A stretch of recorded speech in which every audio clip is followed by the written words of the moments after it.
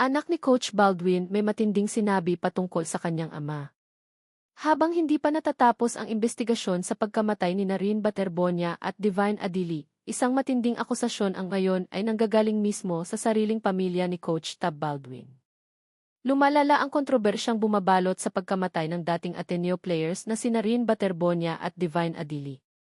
At ngayon, matapos magsalita ang dating asawa ni Coach Tab Baldwin, isa pang miyembro ng kanyang pamilya ang nagsalita sa publiko. Sa isang social media post sa X, naglabas ng matinding pahayag si Gyota Calogero, anak ni Coach Tab Baldwin.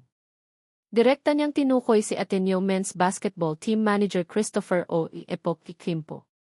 Sa kanyang post, sinabi niya, "Remember how you were laughing when we told you Tab was dangerous to kids? Remember laughing at the mom?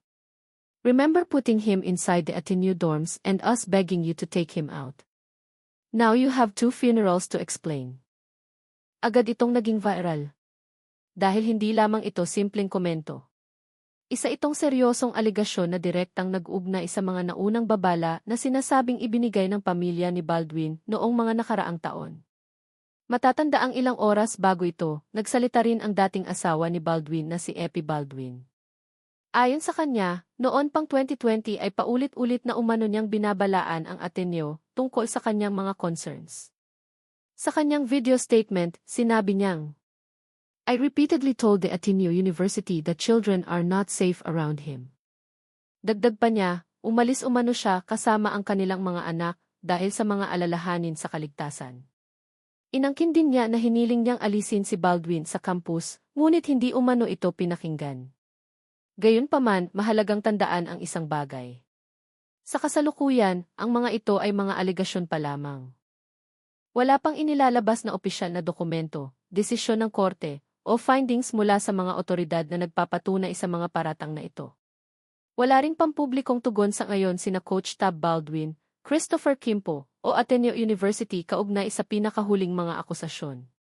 Dahil dito, marami ang nananawagan ng pag-ingat. May mga nagsasabing dapat seryosohin at imbestigahan ang anumang aligasyon.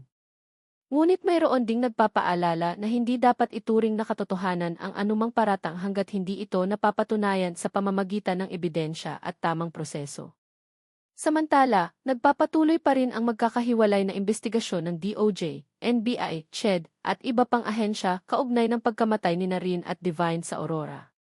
Sa ngayon, wala pang opisyal na findings na nag-ugnay sa mga bagong aligasyong ito sa mismong insidenteng ikinasawi ng dalawang atleta. Kaya habang umiinit ang usapan online, mahalagang manatili sa mga beripikadong impormasyon at opisyal na resulta ng mga investigasyon. Dahil sa huli, ang katotohanan ay hindi nakukuha sa social media post lamang. Ito ay nakabatay sa ebidensya, sa testimonya, at sa patas na proseso ng batas. Habang naghihintay ang publiko ng mga sagot, nananatiling sentro ng lahat ng ito ang dalawang kabataang atleta na hindi na makakabalik pa. At ang mga pamilyang patuloy na naghahanap ng katotohanan sa likod ng kanilang pagkawala.